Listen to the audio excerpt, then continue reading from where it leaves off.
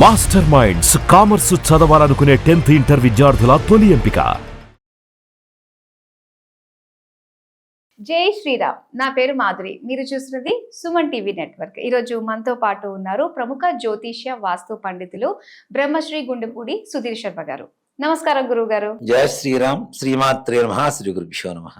గురువు గారు, నిజంగా పూజ చేయడం వల్ల ఒక రకమైన పాజిటివ్ ఎనర్జీ వస్తుంది అని చెప్పేసి అంటూ ఉంటారు. కానీ కొంతమంది ఉంటారు, అలానే వాళ్ళు మూర్ఖుల్ని అనలేము, అలానే దేవుడు అంటే ఇష్టపడిన వాళ్ళు అని చెప్పేసి కూడా అనలేము. కాకపోతే పూజ ఎందుకు చేయడము, నాలోనే దేవుడు ఉన్నాడు కదా, నేను ఆయన స్మరించుకుంటూ ఉంటాను మనసులో, బాహ్యంగా ఇవన్నీ చేయడం అవసరమా అని చెప్పేసి అనేవాళ్ళు కూడా ఉంటారు. దానికి మీరేమంటారు గురుగారు? నిజంగా చెప్పాలంటే నాన్న, దేహో దేవాలయ ప్రోక్తో జీవో దేవ సనాతన. దేహమే దేవాలయం, జీవుడే సనాతనమైనటువంటి దేవుడు. మనలో దేవుడు ఉన్నాడు, దాన్ని ఎలా పూజించుకోవాలి అనేటువంటి విషయానికి వస్తే, అసలు మనం పూజ చేయాల్సిన అవసరం లేదు అనుకుంటే మనలో ఉన్న అజ్ఞానాన్ని తొలగించారు ఫస్ట్. ఎలా? తచ్ఛేద అజ్ఞాన నిర్మాల్యం. నిన్న దేవుడి దగ్గర పెట్టినటువంటి నిన్నటి పూలని ఇవాళ తీసేస్తాం, దాన్ని నిర్మాల్యం అంటాం. అలాగే మన మనస్సులో ఉండేటువంటి అజ్ఞానము అనేటువంటి నిర్మాల్యాన్ని తీసేస్తే, సో అహంభావేన పూజ అవుతావు, అప్పుడు నీకు నువ్వే పూజ చేసుకో అంటాడు, ఎవరక్కర్లేదంటాడు. రావణాసుర మహాన్యాసం అని చెప్పి ఒకటి ఉంటుంది, రావణోక్త మహాన్యాసం అంటారు. రావణాసురుడు మహాన్యాసాన్ని రాశాడు, శివుడికి అభిషేకం చేసేటువంటి మంత్రాలు అన్నమాట. అందుకని అవన్నీ కూడాను రాక్షస అక్షరాలు, బీజాక్షరాలే ఉంటాయి నాన్న. ఠన్ ఠన్ ఢన్ ఢన్ ఢం, భం భం భం భం భం, థన్ థన్ ధన్ ధన్ ధం, ఇట్లాంటి అక్షరాలతో మొత్తం ఆయన మహాన్యాసం రాశారు. ఇప్పుడు మనం ఏదైనా దేవుడికి పూజ చేసేటప్పుడు ఏం చేస్తామంటే, అంగన్యాస కరన్యాసాలు అని చెప్పేసి, అంటే జ్ఞానేంద్రియాలు పంచేంద్రియాలని మనం కంట్రోల్లో పెట్టి దేవుడికి పూజ చేస్తూ ఉంటాం.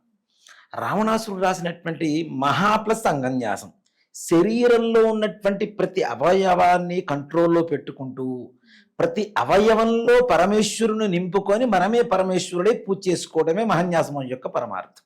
ఓకే, ఆ స్థాయికి మనం వెళ్తే ఇవన్నీ అక్కర్లేదు. ఇప్పుడు నాలోనే శివుడు ఉన్నాడు, నాకు నేనే పూజ చేసుకోవచ్చు, అసలు నేను శివుడికి పూజ చేయాల్సిన అవసరం లేదు అనేటువంటి గొప్ప స్థాయికి వెళ్ళగలగాలి. అంతకుముందు కూడా మనం చెప్పుకున్నాం, వివేకానందుడి గురించి కూడా, ఒక శిష్యుడి గురించి, జపం చేస్తే ఏంటి ఏం కనపట్టలేదు అనే స్థాయికి వచ్చేంత వరకు కూడాను మనకేమీ సిద్ధి పొందనట్టే లెక్క. ఇక్కడ మనకి అసలు పూజ అనేటువంటిది ఎందుకు వచ్చింది అనేటువంటి విషయానికి వస్తేనన్నా, మొట్టమొదటిగా పుట్టింది వేదాలు. వేదాలు అందరూ చదువుకోగలుగుతారా? కష్టం. అది అర్థం కావడానికి ఇంకో స్టెప్ దిగి వచ్చి ఇతిహాసాలు రాశారు. ఇతిహాసాలు కూడా కొంతమంది వరకు మాత్రమే చదువుకుంటున్నారు, అందరికి అర్థం కావటం లేదని పురాణాలకు వచ్చేసాం. పురాణాల దగ్గర నుంచి అవి కూడా అర్థం కావటం లేదని ఉపనిషత్తులకు వచ్చేసాం. ఉపనిషత్తులు కూడా కొంతమంది మేరకు మాత్రమే అర్థమవుతున్నాయి, అందరికీ అర్థం కావటం లేదు. మోక్షాన్ని పొందడానికి ఏదైనా మార్గం కావాలి అని చెప్పి శిలారాధనకు వచ్చేసాం, అంటే విగ్రహారాధనకు వచ్చేసాం. ఓకే, అంటే ఇక్కడ ఎంతసేపటికి మనం పూజ చేస్తున్నాం అనుకుంటున్నాం కదా, విగ్రహారాధన మోక్ష మార్గానికి మొట్టమొదటి మెట్టు మాత్రమే, అది చివర కాదు.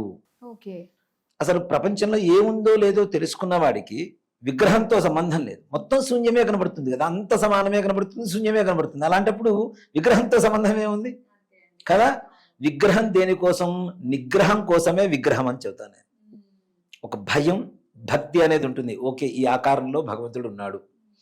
ఇన్ని విగ్రహాల సమూహాలన్నీ కూడాను ఆయా దేవతల శక్తులు అని చెప్తున్నాం. మంత్రాలు విడివిడిగా ఏ దేవతకు ఆ దేవతకు మంత్రాలు ఉన్నాయి, కానీ వీటిల్లో ఎక్కడ చూసుకున్నా కూడాను విశ్వంలో ఉండేటువంటి శక్తి ఏదైతే ఉంటుందో అదే నిమిడీకృతమై ఉంటుంది ప్రతి మంత్రంలో కూడా.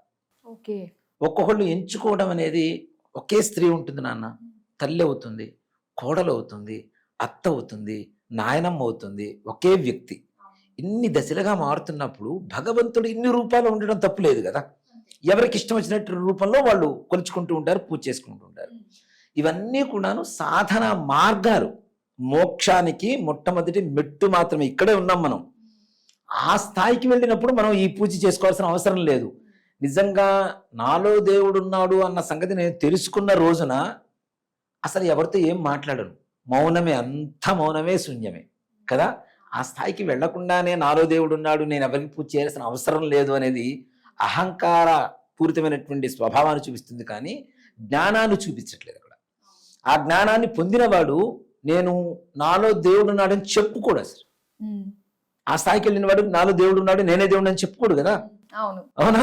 చెప్పుకోవాల్సిన అవసరం కూడా లేదు వాడికి, అసలు వీటితో సంబంధం లేదు. ఐహికమైనటువంటి ఆముష్కమైనటువంటి సుఖాలతో, సంతోషాలతో, ఈ ప్రపంచ సుఖాలతో దేనితో కూడా సంబంధం లేదు. అలాంటి వాళ్ళే ఇప్పుడు మనం అనుకునేటువంటి అఘోరాలు, నాగసాధువులు. వాళ్ళు చూడండి, వాళ్ళకి ఏ రకమైనటువంటి తిండితో సంబంధం లేదు, బట్టలతో సంబంధం లేదు, వాళ్ళ వస్త్రధారణ, వేషధారణ అంతా కూడా విచిత్రంగా ఉంటుంది. అసలు వస్త్రాలే ఉండవు కొంతమందికి. అవునా? అంటే దాంట్లో కూడా ఏంటి, వాళ్ళు నాగసాధువులు కానివ్వండి, ఈ మన అఘోరాలు కానివ్వండి, ఒక స్టార్టింగ్ స్టేజ్ దగ్గర నుంచి స్టార్ట్ చేస్తారన్న వాళ్ళకి ఒక ఇది ఇస్తారు, మొత్తం శిక్షణ. 7 సంవత్సరాలు కఠిన శిక్షణ పూర్తయిన తర్వాత మాత్రమే వాడు సంపూర్ణమైనటువంటి అఘోరగా మారతాడు. ప్రపంచంలో దేని మీద మోహం ఉండకూడదు. మోహం ఉన్నప్పుడు మనలో దేవుడు ఎట్లా ఉంటాడు?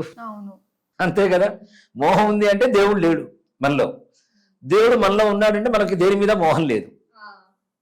ఆ స్థాయికి వెళ్తే మనం అసలు ఎవరికి పూజ చేయాల్సిన అవసరం లేదు. అందుకనే మన ధర్మంలోనన్న కొన్ని విధానాలు చెప్తూ ఉంటారు మనకి.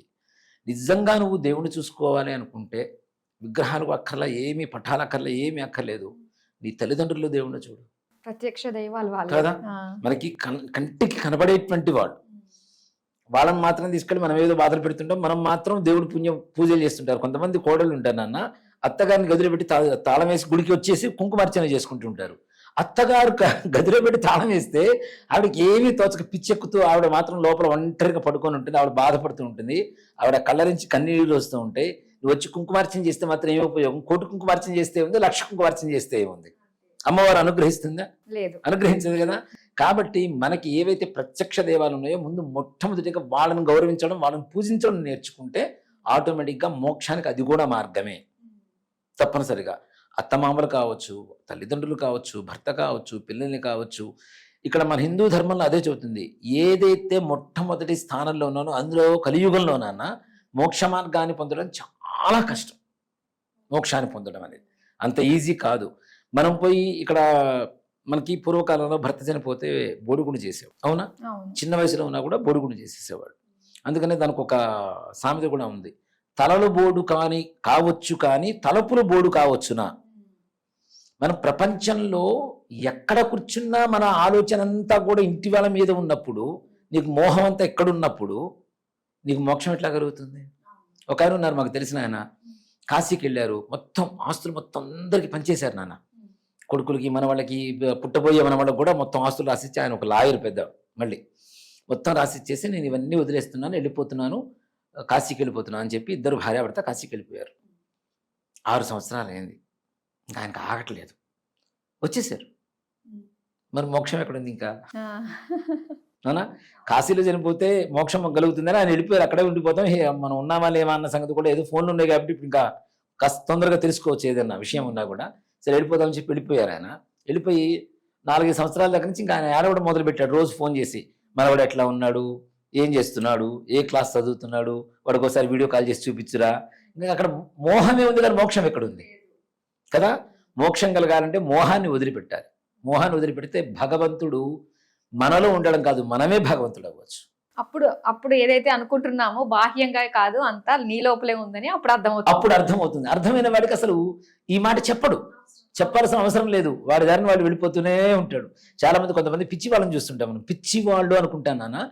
వీళ్ళల్లో మనకు తెలియకుండా జ్ఞానవంతులు చాలా మంది ఉంటారు. ఇవన్నీ వదిలేసి ఎంతో చదువుకొని ఉండి, డిగ్రీలు, పీజీలు చేసి ఉండి, చాలా పీజీలు ఉంటాయి వాళ్ళకి, కానీ ఇవన్నీ వదిలేసి, ఇవన్నీ వద్దు అని చెప్పి వదిలేసి బయట తిరిగేటువంటి వాళ్ళు కొంతమంది ఉన్నారు. కానీ వాళ్ళని మనం గుర్తించలేం. ఓ మాట చెప్పాలి అంటే తిరిగి వాళ్ళు ఎక్కడికో వెళ్ళిపోతుంటారు, అసలు ఇంకెవరికి కనపడరు. ఇట్లాంటి వాళ్ళలో కూడా కొంతమంది మహానుభావులు ఉన్నారు. మనకు కనపడే ప్రతి ఒక్కడు పిచ్చివాడిగా కనపడే ప్రతి ఒక్కడు పిచ్చివాడు అయితే కాడు. వాళ్ళలో కూడా చాలా జ్ఞానం ఉంటుంది. ఇవన్నీ వదిలేశాడు కాబట్టి వాడు పిచ్చివాడు అనుకుంటున్నాం, కానీ ఇవన్నీ పట్టుకున్న మనం పిచ్చివాళ్ళం. ఇవన్నీ పట్టుకున్న మనం పిచ్చివాళ్ళం, అవన్నీ వదిలేసిన వాడు మహానుభావుడు అంతే. త్యాగ నిరతి. ఇప్పుడు మనం హోమం చేసేటప్పుడు కూడా నాన్న, ఏదైనా ఏ దేవత హోమం చేసినా కూడా ఏం చేస్తాము అంటే, మనం సూర్యుడికి హోమం చేసాము అనుకుందాం. ఆ కృష్ణ వర్తమానోని వేసిన సవితారధన దేవయాదిభునాన్ని స్వాహ సూర్యగ్రహాయ ఇదం నమమ అని చెప్పి వస్తువులు వేయిస్తూ ఉంటారు హోమం చేయించుకునే వాళ్ళతో. ఇదం అంటే ఇది, నహ అంటే కాదు, మమ అంటే నాది, ఇది నాది కాదు నీది.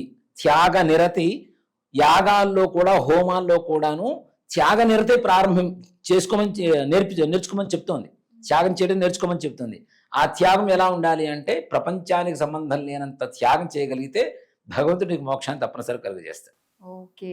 ఇక్కడిక్కడే కొట్టుకుంటూ మనం ఇక్కడే ఉండి మోక్షం కావాలి అంటే ఎట్లా అవుతుంది? అవునా? ఆది శంకరాచార్య స్వామి వారి సన్యాసం తీసుకునేటప్పుడు ఆయన ఒక నదిలో దిగారు. నదిలో దిగిన తర్వాత ఆయనకి సన్యాసం తీసుకోవాలని కోరుకుంది. తల్లేమో వద్దంటుంది. మొసలి పట్టుకోనుంది, కాలు పట్టుకోనుంది, మాయా మొసలి అది కూడా పట్టుకోనుంది. తల్లిని అడుగుతున్నాడు, అమ్మా సన్యాసం తీసుకోమంటావా అన్నప్పుడు ఆవిడ ఓకే అంటున్నప్పుడు ఇది వదులుతోంది. లేదులే నాన్న వద్దులే నాన్న అన్నప్పుడల్లా మళ్ళీ పట్టుకుంటోంది. ఇక్కడ అంటే ఏంటి? అది కూడా మాయ అన్నమాట. ఇవన్నీ త్యజించాడు కాబట్టి వాటి రోజున ఆది శంకరాచార్య స్వామి వారి పేరు ఆయన దేవుడితో సమానంగా, శంకరుడితో సమానంగా మనం చెప్పుకోగలుగుతాం కదా. ఎప్పుడైతే త్యాగ నిరతి ఉంటుందో, ఎప్పుడైతే ఇవన్నీ మోహాలు వదిలేస్తామో అప్పుడు మోక్షం కలుగుతుంది. అప్పుడు మనమే పరమేశ్వరుడు అవుతాం.